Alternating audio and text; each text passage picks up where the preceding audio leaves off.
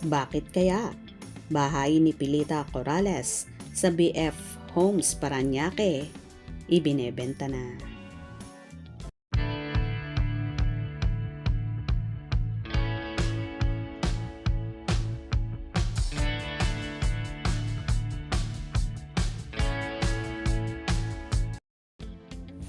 Bahay ni Pilita Corrales sa BF Homes Parañaque, ibinebenta na sa halagang 24 million pesos.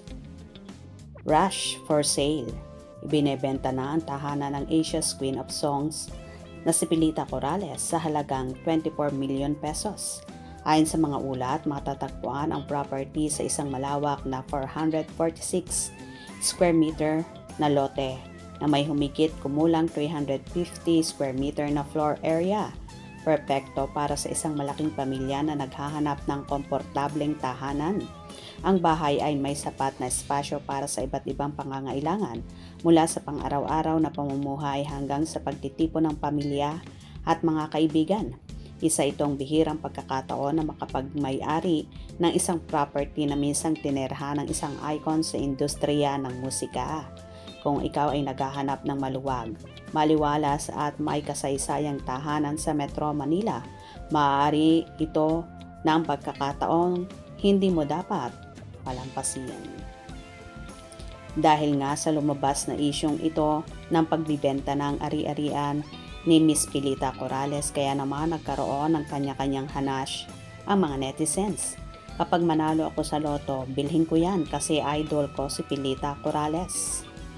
Kayang bilhin ng mga politiko yan na nakatanggap ng maleta. Ay oo naman, sobra pa. Matira sa kanila. Basura lang yan. Bilhin ko yan mamaya. Taya muna ako sa loto. Ha ha ha ha. Dapat huwag ibenta. Pamana sa mga apo at remembrance. Ako bibili niyan. Pag-iipunan ko yan mula ngayon. Pag may tirang 10 pesos sa kita ko, itatabi ko na lang para mabili ko yung bahay ni Pilita. Mabilis lang yan sa mga kontraktor, sa DPWH o kaya sa mga tiwaling nasa gobyerno. Hintay ng maleta. Ito ang patunay na ang yaman hindi madadala ng may-ari pagpatay ka na. Pero naipamamana. Crisis na dyan sa Manila, sayang pera mo, ibili mo na lang ng pagkain. Previous na yung mga memorabilia ni Pilita Corrales at ako na ang bibili niyan. Basta manalo ako sa loto. Makataya nga ng loto, bibilhin ko pag tumama ako. Wow, amazing!